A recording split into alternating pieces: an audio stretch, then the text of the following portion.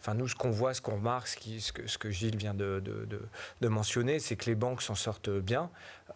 Et c'est vrai que les banques, c'est moins glamour que l'IA, on est d'accord, mais quand on regarde depuis post-Covid, les résultats, ils ont été multipliés par 3.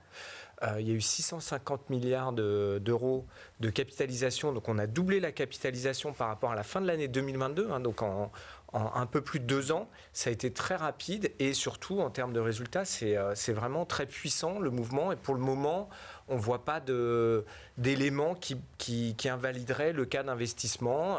Donc en gros, le cas d'investissement, c'est que les marges restent bonnes, que le coût du risque est vraiment sous contrôle. Là, par exemple, pour vous donner un ordre de grandeur, la BNP, on est à moins de 40 bips. C'était leur guidance.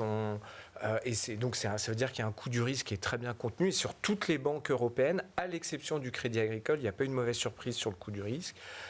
Et puis des commissions globalement qui sont bonnes et des BFI qui restent fortes, notamment pour les gros acteurs, typiquement la BNP Paribas, qui gagnent des parts de marché. Donc là, c'est vrai qu'on a quand même un beau cas d'investissement qui fait moins la une des journaux, mais qui est, en tout cas pour l'Europe, pour ce qui nous concerne, oui, notre quotidien, c'est pas malheureusement, mais en tout cas, c'est plus les banques que l'IA aujourd'hui. Oui, mais soyons fiers de nos banques. Tout à fait, c'est pas ce que je veux dire. Mais non, je sais bien, je dis pas ça pour vous. Et voilà, et donc c'est vrai que ça fait moins la une. Mais sauf si je dis pas de bêtises, c'est peut-être un des rares, voire le seul secteur dont la force ne s'est pas démentie sur les 2-3 dernières années en Europe, où il y a eu vraiment quelque chose de très linéaire. Ça fait 3 ans que c'est un secteur fort, sans discontinuer. Oui, tout à fait, c'est correct.